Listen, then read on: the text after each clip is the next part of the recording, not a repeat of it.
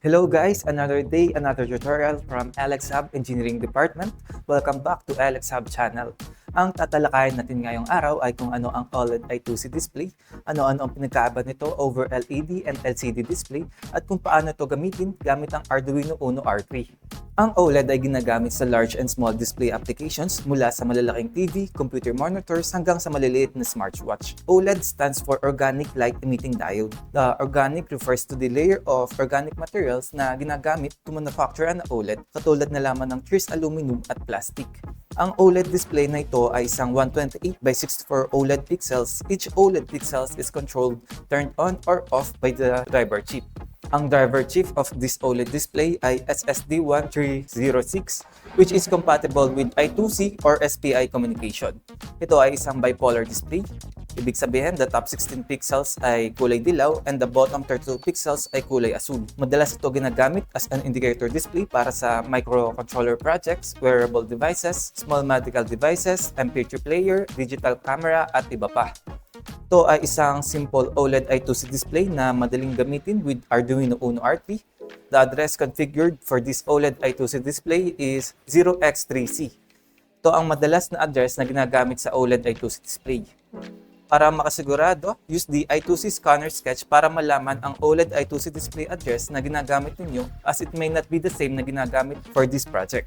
Ang mga advantages naman ng OLED display over LED and LCD display ay they are lighter, thinner, and flexible. Ito ang ginagamit sa curved TVs, curved monitors, at folding smartphones.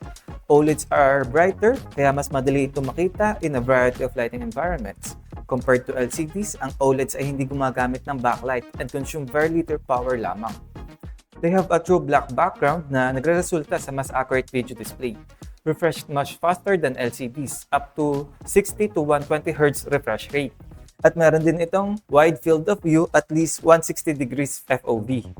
Ang mga disadvantages naman ng OLED display ay they have shorter lifespan, generally more expensive, and OLEDs can be damaged by water, which means it is not ideal for many outdoor applications. Magpatuloy naman tayo sa wiring diagram ng OLED I2C display at Arduino Uno R3. Magsisimula tayo from left to right ng OLED I2C display. Ang una ay i-connect ang ground sa ground pin ng Arduino Uno R3. Pangalawa, i-connect ang VCC sa 5 volts pin ng Arduino Uno R3. Pangatlo, i-connect ang signal clock line sa analog 5. At ang panghuli ay i-connect ang signal data line sa analog 4. Gagamit tayo ng tatlong libraries para sa project na ito. Para sa I2C communication, gagamit tayo ng wire library which is already installed on all Arduino boards. Para naman sa OLED display, gagamit tayo ng Adafruit GFX to draw shapes and characters. At gagamit din tayo ng Adafruit SSD1306 for the driver chip. Gagamitin natin ang library manager ng Arduino IDE upang i-install ang Adafruit GFX and SSD1306 library. Ang una natin gagawin ay buksan ang Arduino IDE. Ang sunod naman ay click ang library manager icon na makikita ninyo sa activity bar on the left. Individually i-search ang Adafruit GFX at Adafruit SSD1306 sa library manager. Upon finding the library, click on the install button na makikita nyo sa right side ng list. Close the library manager pagkatapos mag-install. Para naman sa sketch ng Arduino Uno R3, ang una ay to include the needed libraries and declare the OLED I2C display. Since ang OLED I2C display na ginamit natin ay walang reset connection, isaset natin ito to -1. Proceeding to void setup, initialize the OLED I2C.